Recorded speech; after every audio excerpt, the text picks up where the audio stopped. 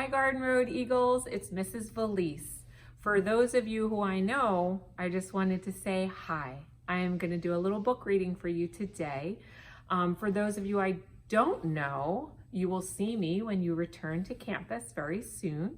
I am your student services assistant, and what that means is I'm here to serve you and your teachers and Mrs. McGuire. So I do a little bit of everything, kind of like a big helper around campus. But today I wanted to share with all of you this very fun book called The Show and Tell Lion. I hope you like it. The Show and Tell Lion. It's Matthew's turn for show and tell. He wants to tell his class something exciting, but nothing exciting has happened. Ms. Harper is waiting. Matthew? I have a lion, says Matthew. A lion? The whole class is impressed. What kind of lion? asks Sarah. A baby lion, says Matthew. He has to stay home, so I can't bring him to show. Matthew means to tell them that it's just a story he's making up, but he can suddenly picture the lion in his head. He sleeps in my bed at night. He purrs, the loudest purr you have ever heard. Matthew, don't you mean that you have a very big cat? asked Mrs. Harper. No, he's a lion, says Matthew. He climbs trees. He swims in the ocean. At recess, Matthew's friends all have questions. What does he eat? Rachel asks. Does he ever bite? Joe wants to know. Where did you get him? asks Steve. The answers Matthew gives make the lion more real. His name is Larry, he says. Joe and Andrew want to come and see Larry after school. He's at the vet today. He's having his claws cut, says Matthew. Every day at recess, the class wants to hear what Larry is doing. Matthew tells them that Larry's getting bigger and bigger.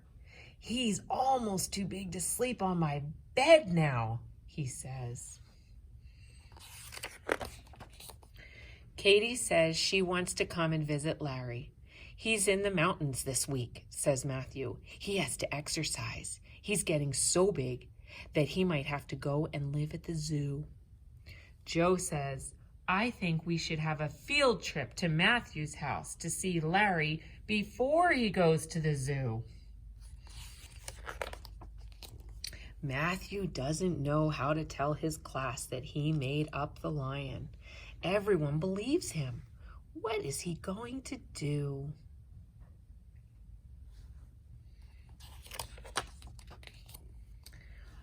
A field trip to our house to see the lion?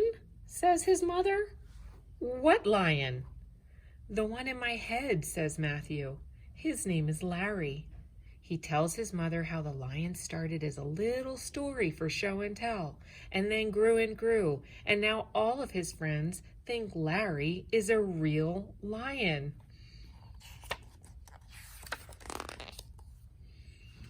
You have a wonderful imagination, Matthew, she says, hugging him, but you need to tell him you made the lion up. Matthew is embarrassed. His face feels red and hot when he thinks about telling all of his friends that the lion is just a story he made up. He wants to run away and hide. What is he going to do?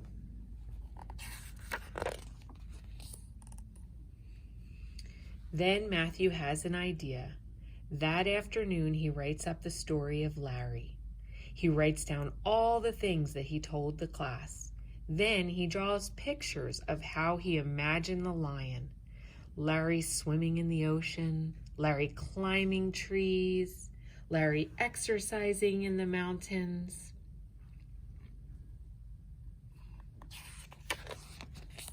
The next day for show and tell, Matthew brings his book in. This is my lion, he says, showing them the pictures. He is a story. "You lied," said Sarah in a loud voice. "You don't really have a lion living at your house? Larry isn't real?" "He's real in my head," says Matthew. "He's real in my book." The class is quiet for a long moment. Finally, Joe says, "That's a good story." "Matthew, will you read us your book?" asks Mrs. Harper. "Yes," says Matthew. Now every week, Matthew writes another adventure for Larry the Lion and reads it to the class during show and tell. And it is always very exciting. Did you enjoy that story, boys and girls? I love this story every time I read it. It is so much fun. So I'd like you to think a little bit about imagination. Your imagination is things that you make up in your own mind. And the little boy in this story did an amazing job with his lion. He had him doing all sorts of fun activities and going on adventures with him. And what I thought might be a fun activity this week is if you made up an animal friend of your own, an imaginary one. And you can draw a picture of this imaginary animal friend, and you can even write a little story about an adventure you two would go on together, or what you would like to do with that animal friend. You can share it with someone at home, and then also share it with your teacher. I hope you enjoy it, and I look forward to when we are all together very soon again. I'll see you soon.